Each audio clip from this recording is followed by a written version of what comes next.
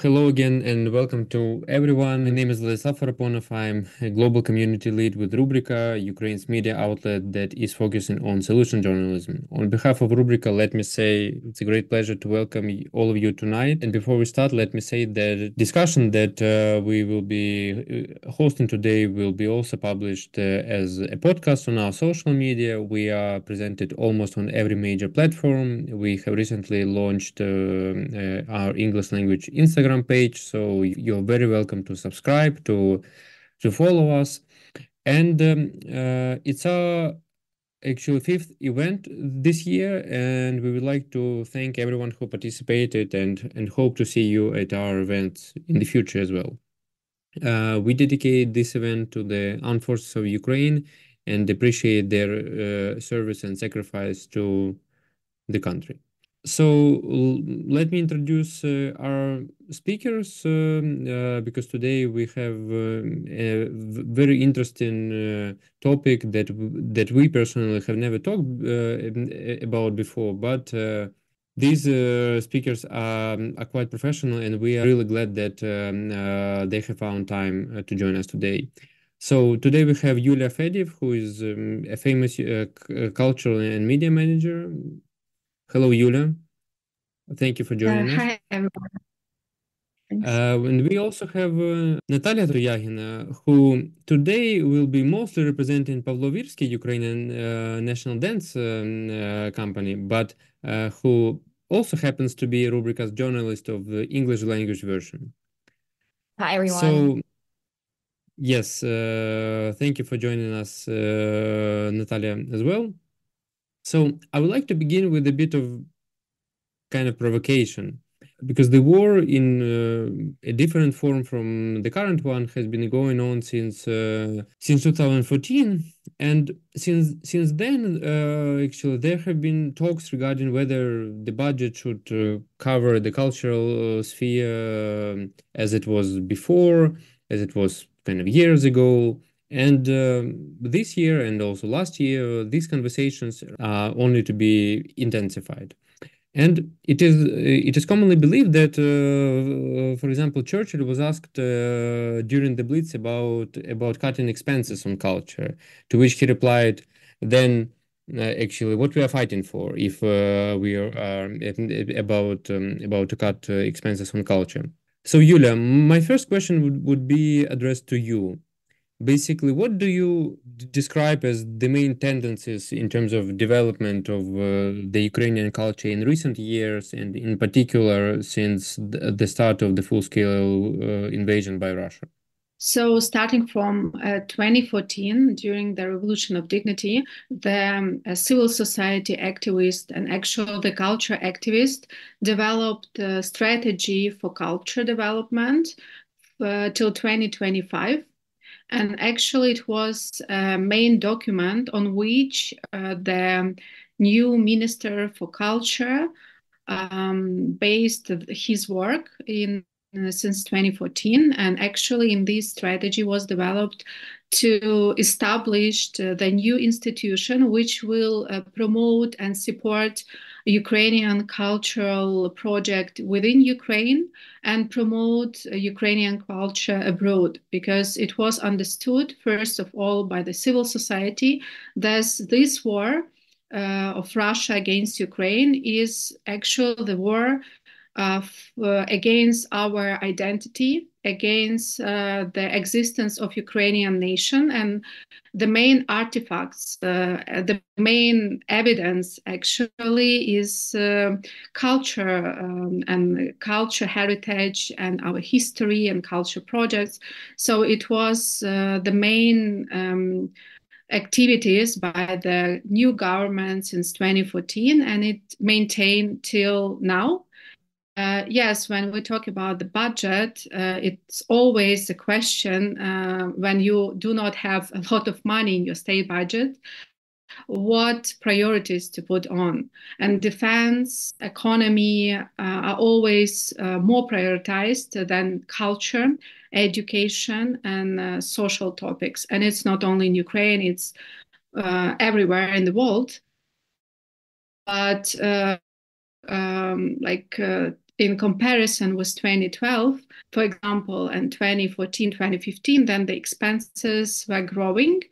The new institution like Ukrainian Culture Fund, Ukrainian Institute, Ukrainian Book Institute were open. There were also some decentralization in culture, the new museums, etc. So we are still in the process of data or evidence-based approach by the state budget formulation, where all governmental body will understand the priority of culture. And I'm always advocating this formula that culture is a fundamental thing on which all other social and political spheres are developed. Like we cannot talk about defense, we cannot talk about education when we do not have strong culture within our country.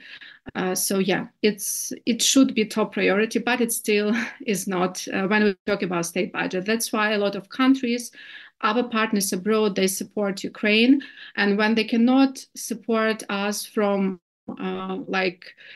weapons or military point of view, they invest in culture.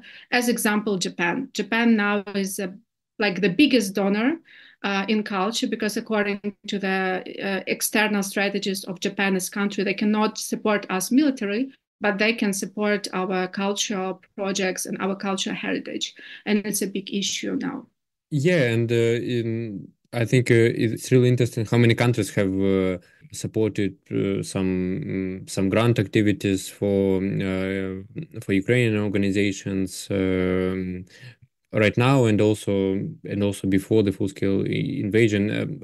I believe the amount of these initiatives, for example, that kind of Ukrainian organizations can apply for is definitely increased. Okay, so let me turn to Natalia. We will be kind of switching off from some topics kind of regarding the system, yeah, in terms of management, because Yulia is really a well-known expert on that. But actually, Natalia, she represents the kind of the very practical aspect of it, yes, because Natalia is a professional dancer, also a representative of those who bring culture into the masses, as we call it. And basically, what would be your takeaway about the state of Ukrainian culture and its development since last February, and also from your own experience? Yeah, it's actually a great question, because I would say that Ukrainian culture is actually going through very inspirational and productive times, despite all the challenges that it faces. And from my experience, I would say people became more aware of Ukrainian culture in general, both globally and inside Ukraine. And to a large extent, culture helps us form an international coalition. That's the thing that Yulia was talking about, that culture is the foundation of everything that a country can and will do in terms of its defense. So we need a strong cultural basis for us to be able to ask and demand from our society and international society in response. So I would say that just like every other industry in Ukraine, right now, Ukrainian culture has been putting all its forces and all its efforts towards bringing Ukrainian victory closer. And of course, the interest for Ukrainian culture has grown significantly among Ukrainians as well. And we can see that demand for locally produced original Ukrainian product has been huge. And it's a great, great thing. Because unfortunately, for decades, Russian products, movies, books, music, everything that Russia has been forcibly forcing on Ukrainian people, unfortunately, dominated Ukrainian markets and Ukrainian households. And now Ukrainians consciously refuse anything that has anything to do with the terrorist state, replacing it with locally produced content. And according to the law of supply and demand, we can see that Ukrainian artists produce more and more interesting, important, significant on even international level content, because every Ukrainian artist, whether it is an independent artist or it is a part of an ensemble or an orchestra or a choir or any other company, they want to be recognized as a Ukrainian artist, and they want to promote and represent Ukrainian content. So I feel that the narrative about like what is the difference that has been dominating the international media space again for decades, in terms of like what is the difference whether it is a Ukrainian company or Russian company coming wherever. Now there actually is a difference, both for performers, for Ukrainian companies, and for international audience as well. They will actually research very, very thoroughly before they go to a Russian concert right now. Actually, well, at least it's the things that I observe from my experience. Okay, Natasha, thank you. So let me get back to Yuliia. I wonder if you have thought about such thing as basically what would you do differently in terms of kind of management of the promotion and production of Ukrainian cultural products, both actually within Ukraine and also abroad, in terms of the strategies, actually how we can achieve more coverage, more awareness about various aspects of Ukrainian culture. So actually, since 2014, as I already mentioned, we have built an ecosystem of state institutions which support the development and production of Ukrainian cultural products, as I may to say, within Ukraine, and then to export them abroad, and also to make co-production with international counterparts. For example, when we are talking about the system of Ukrainian Ministry for Culture and Information Policy and the system of Ukrainian Ministry for Foreign Affairs, we have two big or even three big institutions within Ukraine. It's like Ukrainian Culture Fund, Ukrainian Book Institute, and Ukrainian Film Agency, which invest state money into the audiovisual, visual, and other culture and creative sectors. So in such a way, we develop, as Natalia already mentioned, the Ukrainian cultural projects which are created by Ukrainians in order to develop the big amount of good quality products made in Ukraine, as to say, because before we had a big amount, especially when we talk about audiovisual sector, products made by Russia or in Russian language. So now we support, for example, the translation of international literature into Ukrainian language and vice versa, translation of Ukrainian authors into other languages and promoting them abroad.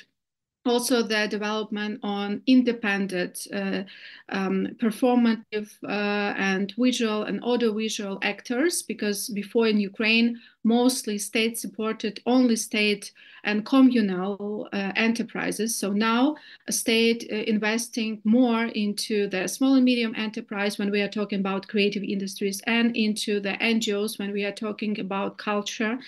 And in this way, they have Ukrainian Institute, which main mission is to export these made in Ukraine culture product abroad.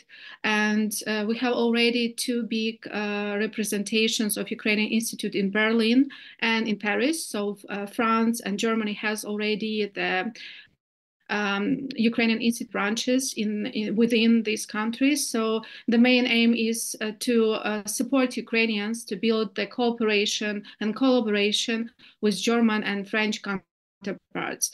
And actually, it's the first steps. In the future, Ukrainian Institute should be like British Council or like a Goethe Institute, a French Institute, so having branches in all countries all over the world, especially in the global south, so not only in Europe and in North America, as it was a priority before. So I think now we have this ecosystem, but it's always the question of money.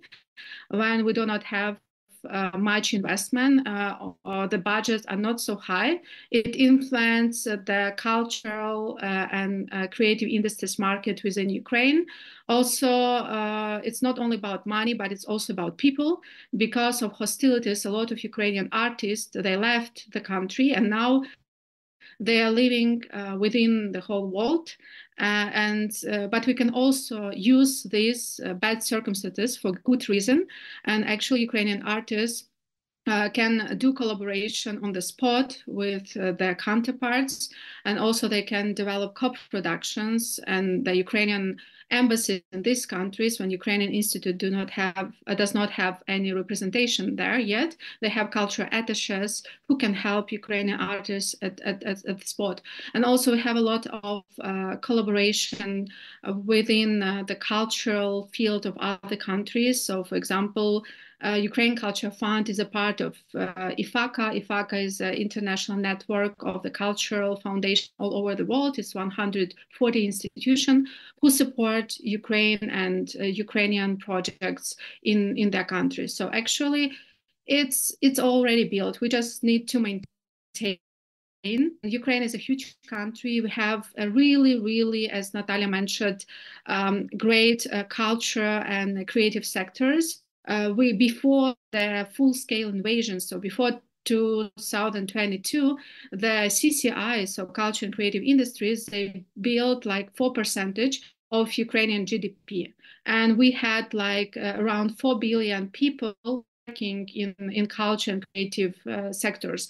And in Ukraine, it's also a big question on settling and putting the criteria, what we include to the creative and culture sector, as it was going on in other countries. And I think when we will develop the criteria like UNESCO-based or European Union-based approach, then I think these numbers will significantly grow. So I think we have a great potential and already a well-built state system. But yes, it's always not enough when you have such enemy who use a lot of tools abroad. And Russian culture, it was the main tool for Russian propaganda in other countries.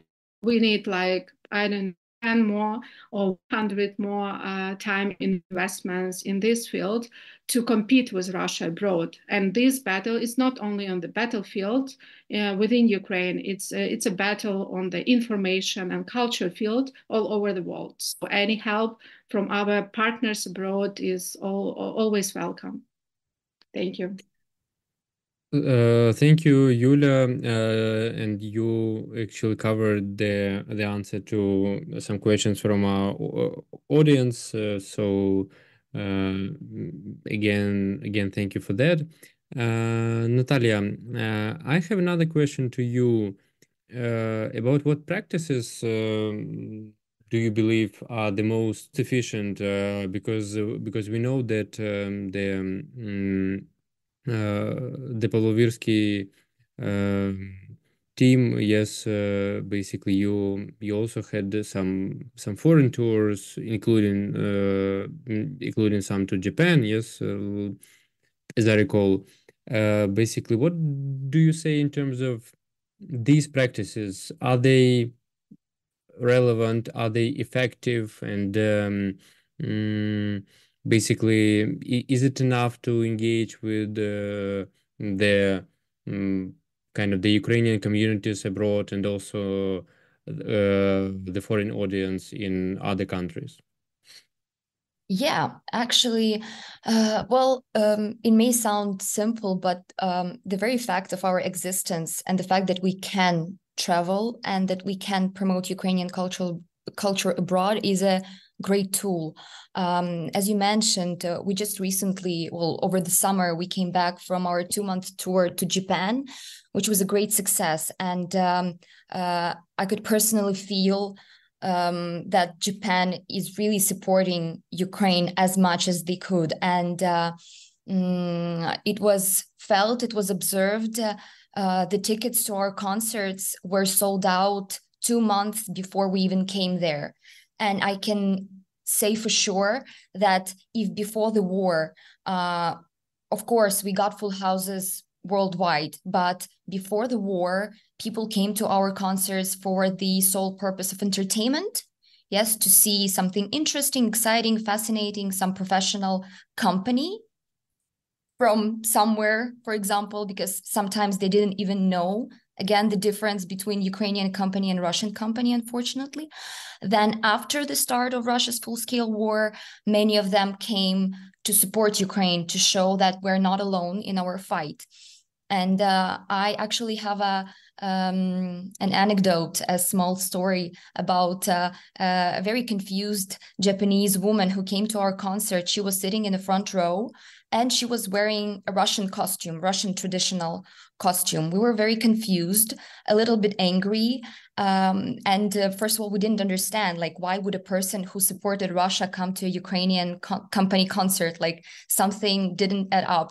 And the company that brought us there, they also saw this woman. So they asked her in the break between the two parts of the concerts, in the interim, like, I'm very sorry, we're very sorry, but like, this is actually a Russian costume. Like, it's not appropriate for you to be wearing this. And it turned out that she wore that costume because she thought that it was a Ukrainian costume. And she wore that as a sign of support. So I think that this confusion and even this situation, maybe if at least one Japanese woman learned after our concert that this is not a Ukrainian concert, but a costume, but a Russian costume, and would change something in her mindset, that's a sign that we're doing something right. And it's only a small part of what we're doing, because obviously when we're touring, regular people, the local electorate come to our concerts.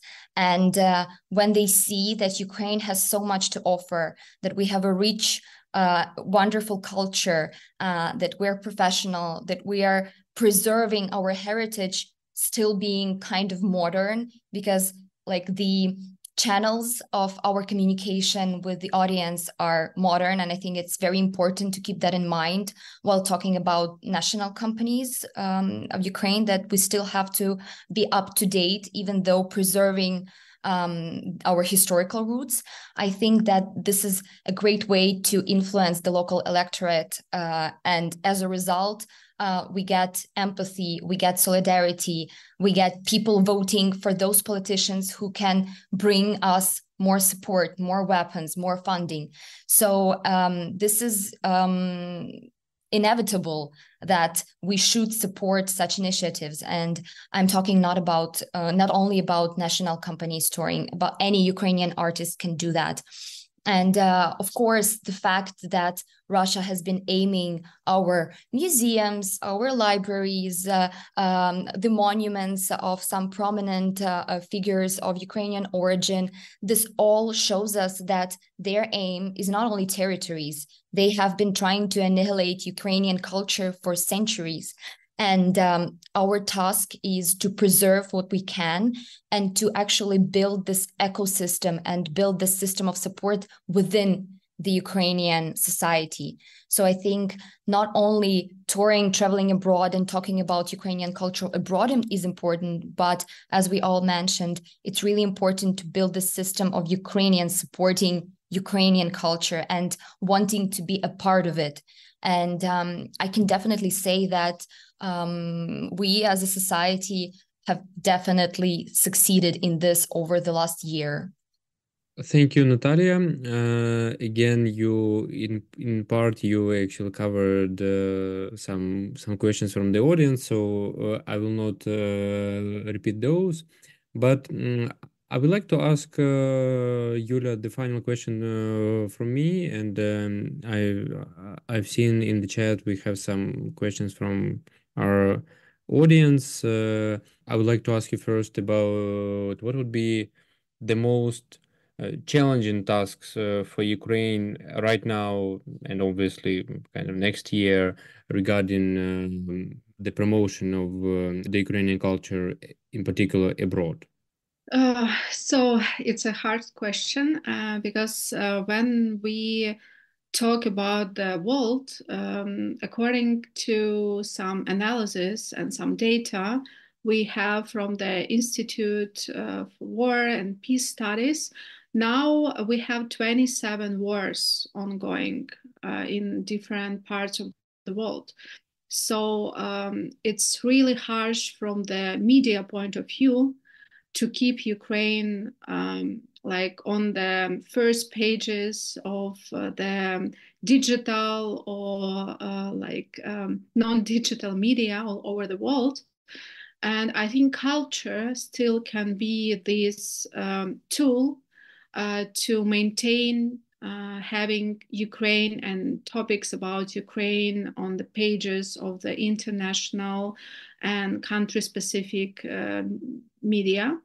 And from one point, we need to promote Ukraine abroad, we need to promote Ukrainian culture, but from other side, we are still every day, each day, we are fighting for our lives, and also our artists are fighting for their lives. And a lot of our artists are not only fighting in their cities, they joined military forces and they are fighting on the battlefield. So we are like really, really, really run out of energy, and it's sometimes harsh to maintain, but still we need to do this, as Natalia mentioned, because even when one or two people in each country will understand the importance of supporting Ukraine, and they will influence the voting in their countries, and the politicians will maintain supporting us, it's a huge success, actually. So yes, the state needs to maintain, invest in culture through the Ukraine Culture Fund and other institutions. We are really, really thankful to all donors, as you mentioned, too, who supports Ukraine, and it's from the European Union, from the United States, and from other countries who have their culture institution in Ukraine, who support co-productions. And we need also to cooperate more with Ukrainian diaspora, especially with the new era, with Ukrainian refugees, who can also be the voice within their communities promoting Ukraine and Ukrainian culture. So yes, we don't know how long the war will go on. So it's fun, and it's harsh for us. Yes, I hope that the countries will maintain supporting us, and the people of all countries will maintain supporting us, and we will do our best. I think that we are already, and I think that also we can use these international platforms like Netflix, etc., where through Ukrainian movies, I think that audiovisual product is the easiest one to promote, and it has the broadest audiences, and also the media. So the joint projects between Ukrainian media outlets and international media outlets. So yes, it's a lot of work to do. And I hope we will do our best, and at the end the peace will come to our country, and the peace will come to other 26 places on this earth, and it's in our actually hands, the future planet, and not only of some planets. So thank you for the support, all who supports Ukraine, and just keep on going. Yes, absolutely. And also we have a quite interesting question in the chat, and I would like to ask that question to answer Natalia. Basically, in what ways does Ukrainian culture serve as a tool for resistance against occupying forces during the wartime? And Alessia, who submitted that question, she also refers to the famous song which is popular and actually has become even popular during the wartime, Ой у лузі червона калина. So, Natasha, basically, what do you have to say about it? Yeah, well, I think that since the beginning of the war, Ukrainians have started looking for some hope in Ukrainian authentic music and choreography, because in our desire to be as far as possible from Russia, from Russian culture, we're going back to our roots. So we can see that many artists create something new with original Ukrainian national songs, folk songs, motifs, for example. And I think that it's quite natural that we can see many videos online, on TikTok, of even Ukrainian soldiers, Ukrainian defenders dancing hopak, wearing full military gear. And of course, those videos are created as a joke, as for people to see something light, something positive. But at the same time, I feel that the very fact that they are not dancing hip hop, that they're dancing hopak, is a sign that we are fighting for something authentic, that we're fighting for something unique. And, you know, back in March 2022, when the war has been ongoing for 1 month, and Virsky, as many Ukrainian companies and as most Ukrainians, we didn't know what to do. We were hiding in the basement. Some of our dancers went to Ukraine's west. Some of them even moved to Europe for some time. In March, we got a chance to go on tour. That was the first tour since the beginning of the war. And our aim was to scream about Ukraine, to raise awareness, not only among foreign audience, but as well among those Ukrainians who had to flee the war. And they found themselves in very different circumstances in different countries of Europe. But at the end of each performance, we sang the Ukrainian anthem, and you could see people crying, holding posters with the words of support, and of course, some of them were Ukrainians. And I feel that our mission then was not only to raise awareness among Europeans, but also to show Ukrainians that they have something to come back to, that here we are not giving up, we're fighting, we are promoting Ukrainian culture. Like, don't worry, we will save Ukraine for you to be able to come back. And I think that it's a great message to all Ukrainians abroad that are continuing to support Ukraine, even though they are not here. As Yuliia mentioned, Ukrainian artists who can collaborate on the spot, who can collaborate with different foreign companies or other artists from all over the world, they can actually make a difference and support Ukraine, even not being here. And Yuliia also mentioned about working with Ukrainian diaspora, and our company has a very long history with working with Ukrainian diaspora, because there are so many Ukrainians all over the world. And one of the easiest and the most successful ways to preserve Ukrainian culture within families, within generations, is to learn Ukrainian language, cook Ukrainian food, and dance Ukrainian national dances. And we have been collaborating with Ukrainian diaspora from Brazil, from Canada, and their support has been immense. And I think that this is also a great channel of communication that should be developed over the years, because, again, we don't know how many years the war will be going on. And I feel that this is the direction that should be developed by the state, because, again, there are so many Ukrainians all over the world, and not every one of them have a Ukrainian passport, but they feel Ukrainian and they feel the urge to help and to support Ukraine and to fight alongside with those who are actually fighting right now on the front lines.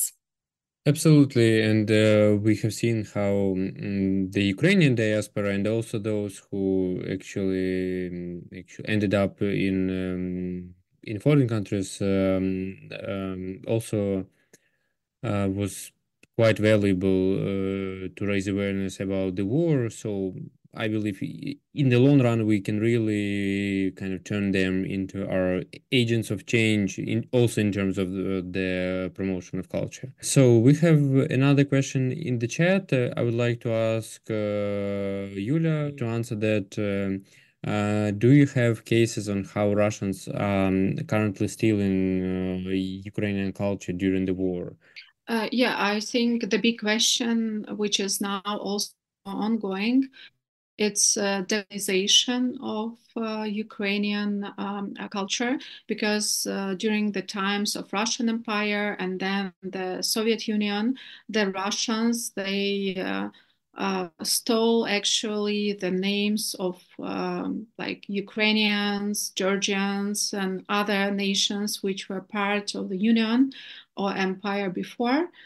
So it's a huge work which is done by the Ukrainian scientists and Ukrainian cultural activists all over the world.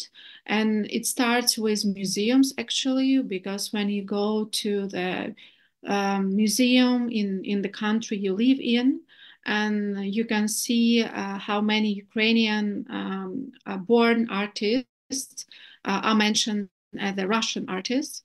And our Ukrainian cultural activists who are now living in these countries, and actually now we have a lot of them, they just put spot on that, and they just take these questions to the board of these institutions, and they ask them to change the subscriptions of the artworks and to change the programs within the theaters or cinemas, etc. So it's a huge work to do.